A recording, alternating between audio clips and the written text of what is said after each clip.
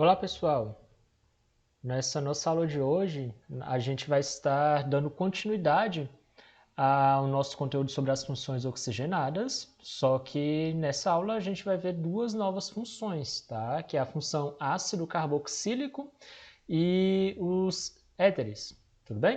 Então vamos lá, em relação ao ácido carboxílico, tá? Ele tem pra gente que é todo composto orgânico que ele vai possuir o nosso grupo carbonila, tá? Ligado a uma hidroxila.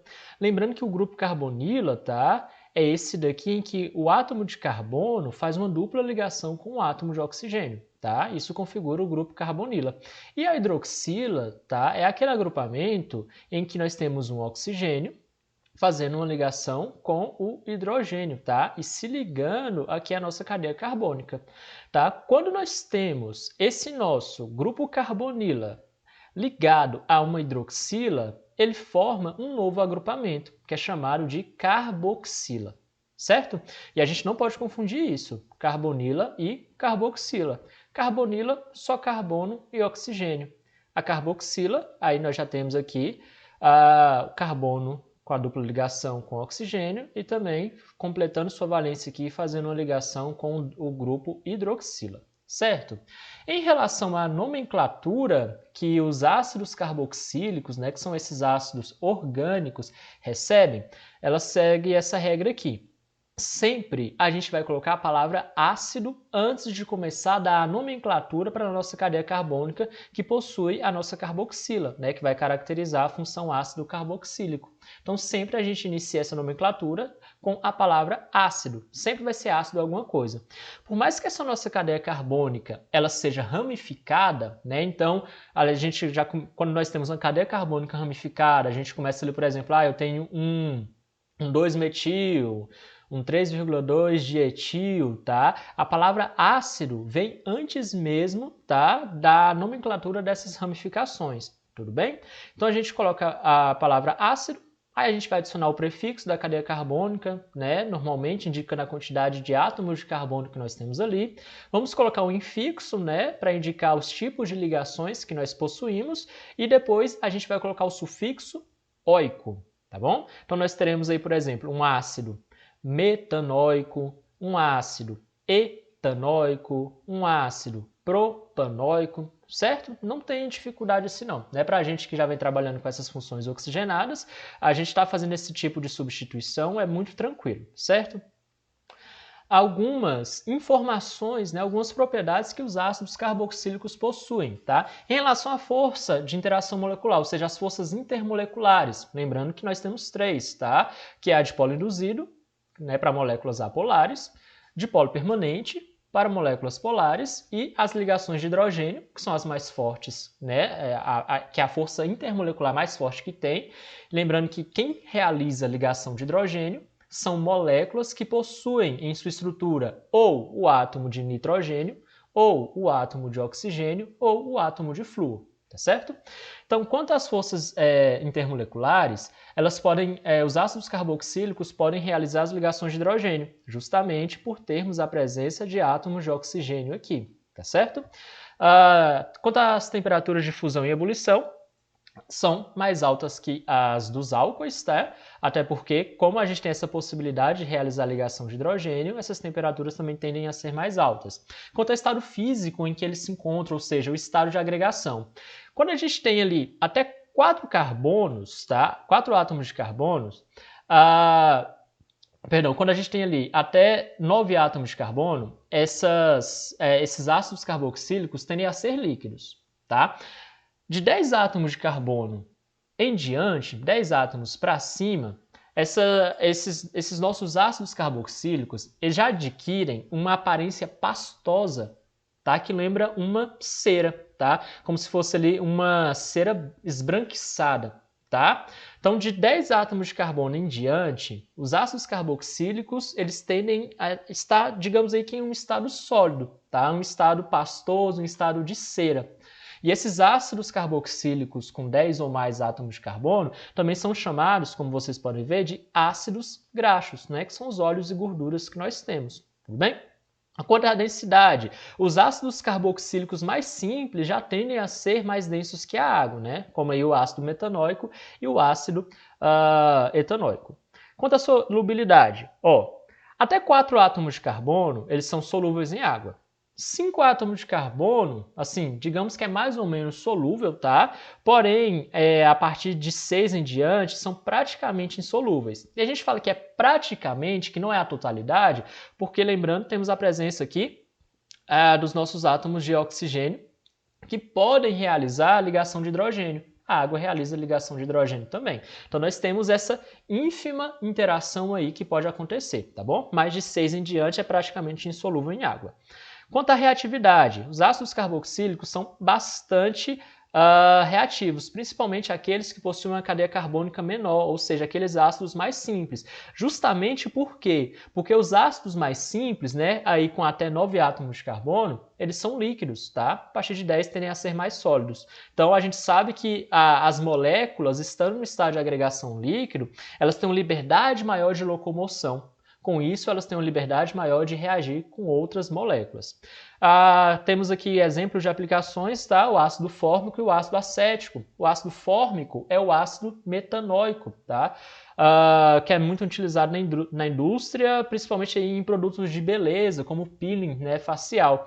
E o ácido etanóico, que também é o ácido acético, tá? Que ele é utilizado no vinagre, né? Nós temos aí o nosso vinagre de maçã, nosso vinagre de álcool, que tem aí os 4% de ácido acético ou ácido etanóico. Tranquilo? Passando para a nossa segunda função oxigenada que a gente vai estar vendo hoje, tá? Essa daqui é o éter. Então, o éter, ele é todo composto orgânico que possui um heteroátomo, tá? Na cadeia carbônica. Lembrando que para ser classificado como um heteroátomo, tá? Esse átomo, que é diferente do átomo de carbono, precisa estar dentro da cadeia, não pode estar nas extremidades. E esse heteroátomo é justamente o oxigênio. Então a gente precisa ter a presença do átomo de oxigênio no meio da cadeia carbônica, né? Ligando ele no seu lado esquerdo com um radical, seu lado direito com outro radical carbônico, tá? Para ser considerado um éter. Tá? Então é todo composto orgânico que possui o oxigênio entre 2 carbonos, tá? E esse oxigênio vai ser o nosso heteroátomo, fazendo com que nossa cadeia carbônica, logicamente, fique heterogênea. Quanto à nomenclatura e o PAC de um éter, aqui já é um pouco diferente. Por quê?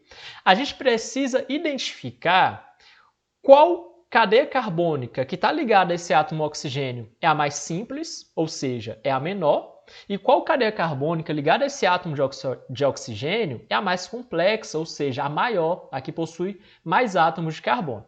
Depois que a gente identifica isso, a gente começa a fazer a nomenclatura pela parte mais simples. Como que a gente faz isso? Simplesmente a gente conta os átomos de carbono, coloca o prefixo em relação a essa quantidade e adiciona a palavra oxi. Então, nós temos aqui, por exemplo, nós temos esse nosso éter aqui, essa nossa cadeia carbônica. Vocês podem observar que o lado esquerdo dele tem somente um átomo de carbono. O lado direito tem 2 átomos de carbono. Então, o mais simples é o lado esquerdo, que só tem um. Quando a gente só tem um átomo de carbono, o nosso prefixo é o met. E a gente vai adicionar a palavra oxi juntamente. Então, aqui no lado esquerdo nós temos um metóxi. Depois a gente vai da nomenclatura da cadeia carbônica mais complexa, aquela que tem uma sequência maior de átomos de carbono ligados entre si. E essa nomenclatura é muito simples, porque a gente simplesmente faz a nomenclatura como se fosse um hidrocarboneto qualquer. Prefixo mais infixo e o sufixo é o tá? Então, por exemplo, a nossa cadeia carbônica maior, ela tem 2 átomos de carbono, aqui do lado direito, tá? 2 átomos de carbono tem um prefixo et. Só tem ligações simples, o infixo é an e vai terminar em o. Então, aqui do lado direito, nós temos um etano. Juntando essas duas palavras, nós teremos o quê? Um metóxi-etano. Pronto, a gente acabou de fazer a nomenclatura de um éter.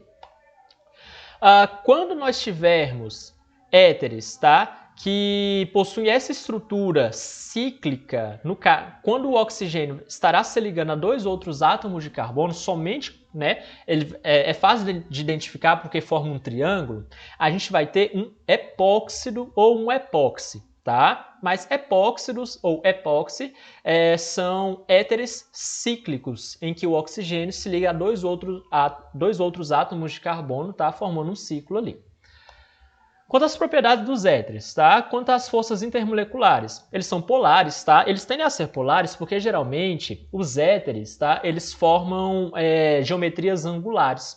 Por fazer as geometrias angulares, a gente vai ter aí um momento dipolo, tá? Nós teremos uma carga parcial positiva em um dos hemisférios, negativa em outro hemisfério, tudo bem? Então eles tendem a ser polar, fazendo ali a força intermolecular do dipolo permanente e podendo também fazer as ligações de hidrogênio, né, pela presença ali do oxigênio. Quanto a temperaturas de fusão e ebulição, tendem a ser mais baixas que as temperaturas de fusão e de ebulição dos álcoois. Quanto ao estado físico em que eles se encontram, o estado de agregação, tá? Os mais simples, né, como está falando aqui para a gente, o metóximetano, o metóxietano, eles são gasosos. Os demais tendem a ser líquidos voláteis. Lembrando, tá? O que são líquidos voláteis? São líquidos que têm uma facilidade gigantesca de passar do estado líquido para o estado gasoso em temperatura ambiente, sem a necessidade de você elevar a temperatura e fazer com que ele chegue até seu ponto de ebulição, tá bom? Esse é o conceito de volatilidade. Líquidos com facilidade de passar do estado líquido para o gasoso, tá? Ou seja, de evaporar em temperatura ambiente. Quanto à densidade, eles tendem a ser menos densos que a água, tá?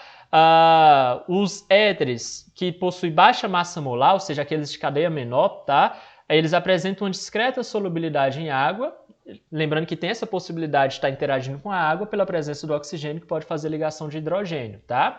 São pouco reativos e nós temos aqui um exemplo de aplicação que é o éter etílico, tá? Que é utilizado como um grande solvente e também cada vez mais ele tem sido empregado, tá? Na utilização, infelizmente, tá? De drogas recreativas, tá? No famoso aí loló, tá? Que é muito perigoso estar utilizando isso, tá certo? Né? Até porque ele é um solvente. Tudo bem? Então, a nossa aula em relação ao ácido carboxílico e o éter é só isso, tá? A gente vai continuar trabalhando com essas duas funções orgânicas em nossas atividades no decorrer das nossas próximas aulas, tá? Então, até mais.